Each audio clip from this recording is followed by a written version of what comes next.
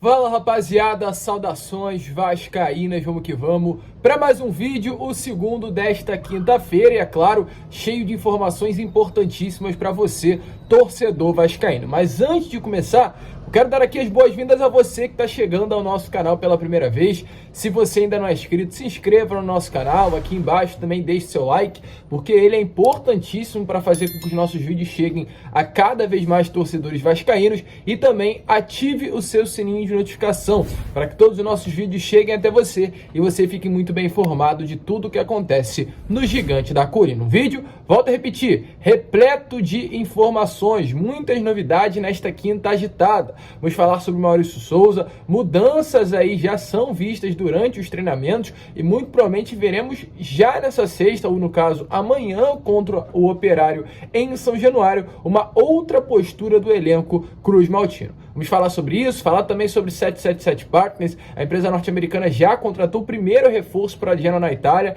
e é um ponto importante para que a gente possa basear quais jogadores virão nessa próxima janela de transferências e falar também sobre Zico elogiando o Vasco, multa ao consórcio do Maracanã, informação importante aí que saiu nesta tarde de quinta, então é claro, fique até o final para que você não possa perder absolutamente nada, tranquilo rapaziada? Mas vamos lá, né? Sem muita enrolação, falar logo de Vasco, eu quero iniciar falando sobre 777 Partners, porque como a gente informou agora há pouco para vocês, a empresa norte-americana já começou a contratar em um dos seus clubes, lembrando que hoje a 777 detém alguns clubes já ao redor do mundo do futebol, como por exemplo a Genoa na Itália, também o Standard Liège na Bélgica e o Red Star da terceira divisão do futebol francês. Nessa última temporada a Genoa acabou caindo para a segunda divisão do futebol italiano e já começa o período de reconstrução, ou seja, de contratar novos atletas visando a Série B do italiano da próxima temporada e uma possível ascensão à elite de volta do futebol italiano. Com isso, hoje o primeiro jogador foi anunciado, é o zagueiro Stefan Jusenker, no caso um jogador aí de 33 anos, um jogador que nesta última temporada vestiu a camisa do Frankfurt, campeão da Liga Europeia, e nele, né, no caso, vestindo a camisa do Frankfurt, teve 14 partidas, nenhum gol e nenhuma assistência, pelo fato, é claro, de ser um jogador do sistema defensivo. Um jogador aí, para vocês terem noção, de 33 anos, alemão, o que demonstra que, de fato, é uma SAF, visa o lucro, mas nada impede que jogadores assim, de 33, 34, possam chegar ao Vasco da Gama, como a gente trouxe aí pela parte da tarde para vocês sobre o Cesc Fábricas, um jogador de 35 anos, mas numa outra prateleira, ou seja, mesmo que a idade pese, o fato também de ele ser um craque pesa para que a 777 comece a olhar para o mercado e não apenas buscar jovens, mas buscar jogadores também numa idade mais avançada, porém que possam ajudar dentro de campo no Gigante da Colina. De olho aí, a gente vai sempre estar trazendo essas informações para vocês, né? Para, claro, se basear visando já essa próxima janela de transferência. Antes de falar sobre processo ao consórcio do Maracanã e sobre Zico, quero falar aqui sobre o Maurício Souza, né? Porque como a gente já informou para vocês lá no início do vídeo, o Maurício é o novo técnico do Vasco, é claro, conseguiu uma vitória diante da equipe do Londrina no Estádio do Café nesse último sábado, ainda vive um momento não conturbado, mas um momento de pressão por resultados. É um técnico que não tem uma história ainda feita no futebol profissional, é a sua primeira equipe no futebol, o Vasco da Gama, já treinou o Flamengo, mas apenas nas categorias de base, então ele tem essa pressão ao seu entorno.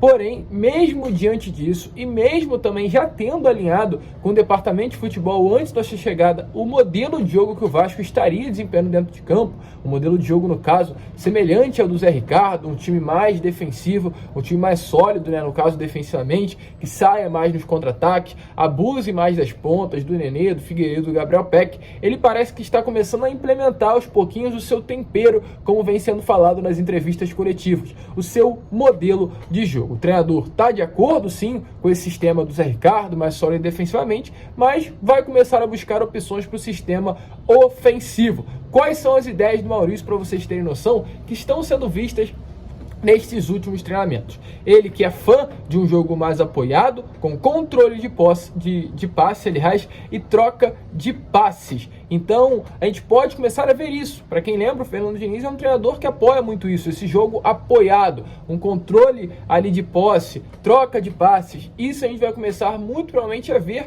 já amanhã contra o Operário dentro de São Januário, um trabalho já sendo realizado, no caso, e desenvolvido pelo próprio Maurício Souza. Inclusive, ele vem levando essas ideias para as atividades e propondo um time que joga mais aproximado e que toca a bola em espaços mais curtos. Amanhã uma expectativa grande aí para ver como o Vasco vai desempenhar nessa estreia do Maurício Souza, inclusive dentro do nosso Caldeirão. Sobre isso, a gente tem informações. O próprio treinador, algo semelhante também ao que acontecia com o Zé Ricardo, vem batendo papo individualmente com os jogadores do elenco Cruz Maltino. Ele vem chamando os atletas para sentar, conversar, apenas os dois, no caso, o treinador e o jogador, para que ele possa ouvir dos jogadores como eles se sentem mais confortáveis para atuar dentro de campo. Então o Maurício Souza está muito focado, volto a repetir, é o seu primeiro trabalho em uma equipe profissional, vai dar tudo de si, é um vascaíno de coração e vai lutar aí para que no final do ano possa conquistar um acesso e, pelo visto, jogando bonito, diferente do que vem acontecendo com o Vasco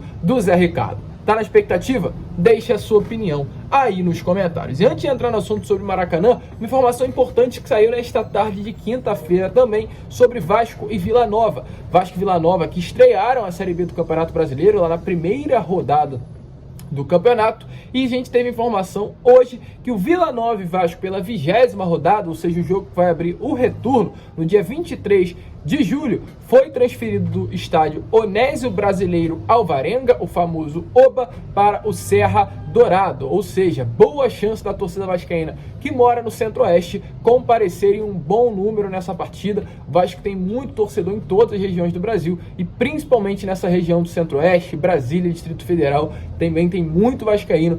Com certeza eles estarão presentes aí nessa partida no Serra Dourado, até por isso, né, inclusive, que o próprio Vila Nova preferiu passar o jogo, tirar do OBA, que é a sua casa, o local onde ele vem mandando os jogos, e transferi-lo para o Serra Dourada, que comporta mais pessoas, um dos maiores estádios aí da região. Então, se você é torcedor de Brasília e vai à partida, deixa aí nos comentários. E agora, antes de falar sobre Zico, entrar nos assuntos mais esperados deste Boa Noite Gigante, que é sobre Maracanã. A gente teve informação agora há pouco também, na parte da tarde, ali por volta das 5 horas, algo desse tipo, que lembra contra o jogo do Cruzeiro, que o aluguel era R$90 mil, assinado em contrato, passou para 250.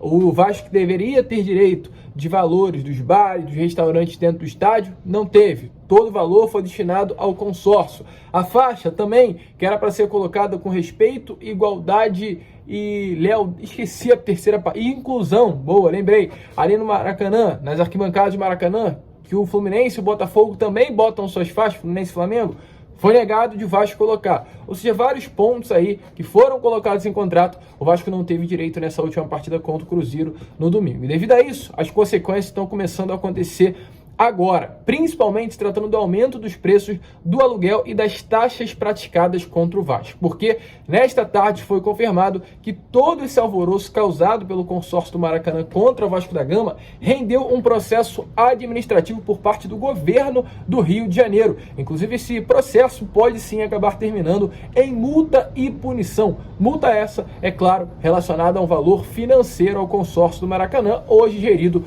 por Flamengo e Fluminense. A Secretaria do Estado da Casa Civil do Rio de Janeiro, responsável por esse contrato, notificou a dupla Fla-Flu sobre esses momentos, né, sobre essas acusações, para dar explicações. E segundo informações, os dois clubes negaram qualquer descumprimento do contrato. E no caso, descumpriram. Volto a repetir, lá em 2019, foi assinado que o aluguel do Maracanã seria para os 4 grandes clubes do Rio de Janeiro, R$90 mil.